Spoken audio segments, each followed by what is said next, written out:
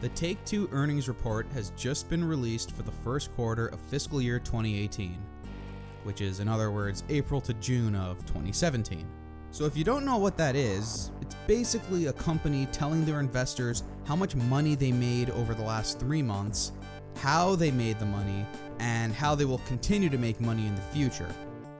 The focus for Take-Two in this report was not on actually any new games, but instead a game from almost 4 years ago at this point. Indeed, not only is Grand Theft Auto V still selling extremely well, but Take-Two has outright stated that they just had the most successful quarter yet for GTA Online.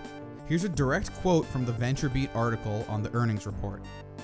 Grand Theft Auto V has been out for almost 4 years, but its online component is still Take-Two's big moneymaker. In fact, Grand Theft Auto Online just had its best quarter yet. Take-Two noted today in its earnings report for the first quarter of fiscal year 2018 that Grand Theft Auto Online exceeded net sales expectations and was the single largest contributor to recurrent consumer spending. Grand Theft Auto Online helped drive Take-Two's net sales for the quarter to $348.3 million, up 28%.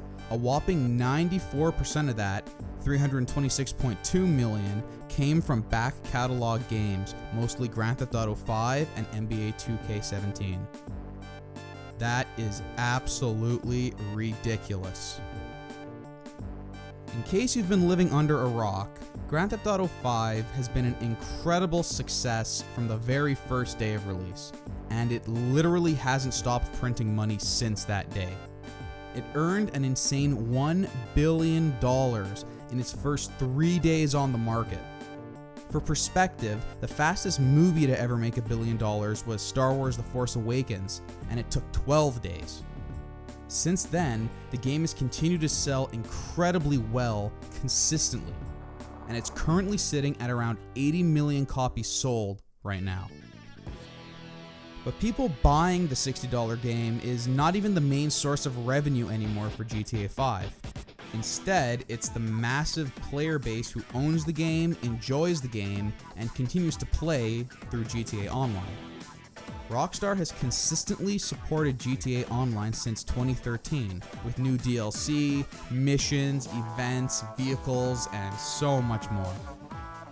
However, there is one thing missing here that remains at the top of many fans' wish lists for GTA 5, and that's single-player DLC.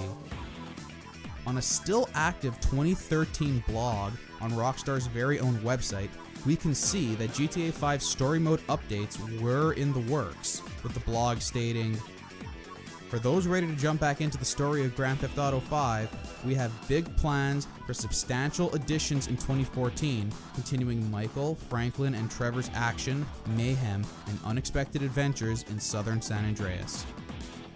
And of course, we didn't end up getting that.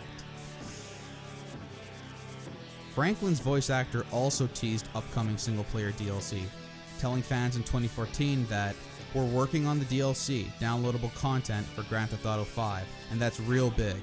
That's like first on my list right now to finish that up." Well, it's now August 2017, and we still don't have any update on GTA 5 single-player DLC. Meanwhile, GTA Online continues to get weekly updates. Unfortunately, with Red Dead Redemption 2 right around the corner, I think it's safe to say that the ship has sailed on single-player DLC for GTA 5. But that leaves us with two questions. What DLC was planned for the game, and why did it not become a reality? Well, I think you already know the answer to that second question, but if not, let me spell it out for you.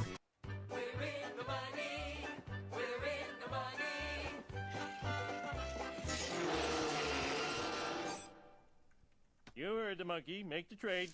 GTA Online has made Rockstar more money than God. And I can assure you, the content they release for GTA Online is definitely less expensive than producing an all-new, full single-player DLC campaign. Oh yeah, and it also helps that they allow players to literally pay them as much as they want through shark cards. Can't really get away with that selling single-player DLC. which is traditionally a one-time charge. Rockstar experimented with single-player DLC with the Episodes of Liberty City releases for GTA 4. Although they were loved by fans and critics, I never really heard any stories about high sales or how GTA 4 reappeared on the sales charts as a result. Almost the polar opposite has happened with GTA 5. Not only are longtime GTA players still engaged with the online mode, but it's bringing in new players at a rate unlike any other video game in human history. So now we know the unfortunate truth.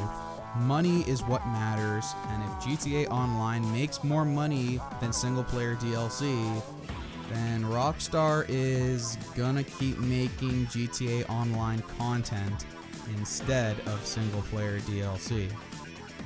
Take-Two CEO Strauss Zelnick puts everything in perspective with this quote from earlier this year. We've already said that fiscal 2019, which isn't that far away, is 2.5 billion net sales minimum, 700 million pounds sterling cash flow from our operations minimum. That's pretty consequential. We are moving in the direction of that goal.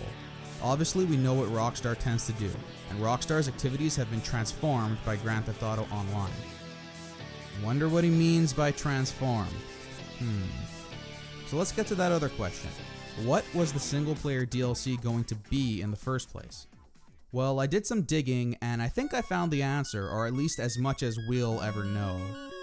First off, let's look at the game itself. GTA 5 actually included some hints at possible single-player DLC in the game's code itself.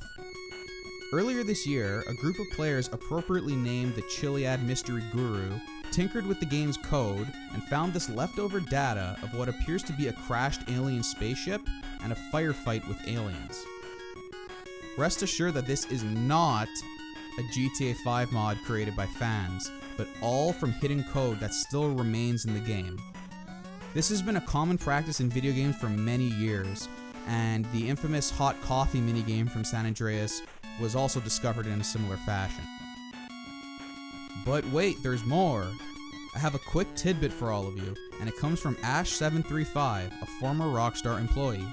As it turns out, there was a ton of single-player DLC planned for GTA 5, like GTA 4 before it, but it was ultimately cancelled when GTA Online ended up exceeding all expectations. Ash had this to say: "The popularity and insane amount of Shark Card purchases, along with the incident at Rockstar North, is what led to the cancellation of 3 single-player DLC episodes. 1, an actual story extension episode. 2, an Alien Invasion War spin-off, a lot of stuff left behind from this. And 3, a zombie apocalypse spin-off. The zombie one was going to be PC/next-gen only, and was meant to be the last one out.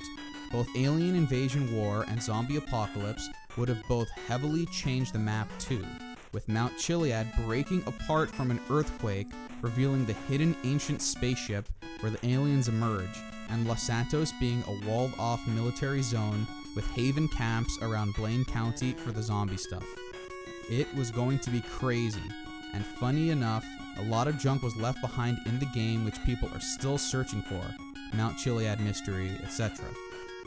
A good chunk of stuff that was worked on appeared to be used in GTA Online DLC later on instead, especially for the Halloween events. This is pretty amazing to hear. It lines up with the leftover alien assets we looked at earlier, and given Ash's previous track record, I have no reason to doubt him here. On top of all of this, when you achieve 100% completion in GTA 5, aliens appear around Mount Chiliad. How convenient.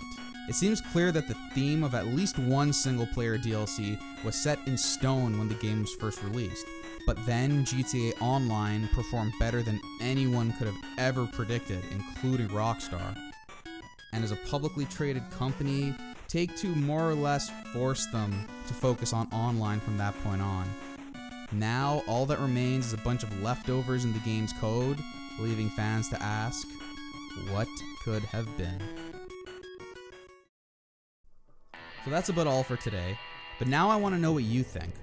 Does the lack of GTA 5 single-player DLC disappoint you? Are you happy with Rockstar's choice to focus on multiplayer and continue to support GTA Online? Would you be okay with Rockstar focusing more on multiplayer modes instead of single player in Red Dead Redemption 2? Or how about GTA 6? Let me know in the comments below, because from what I could tell, the Rockstar community seems pretty split on the topic. If you enjoyed this video and want to see more GTA and Red Dead content like this, please hit that like button and subscribe to the channel. I'd appreciate it a lot, and we'd be bros for life. Also, September's fast approaching, and 2 massive games will be dropping in Marvel vs. Capcom Infinite and Destiny 2, which I know I'll have a lot to say about on this channel. Thanks so much for watching, everyone, and take care.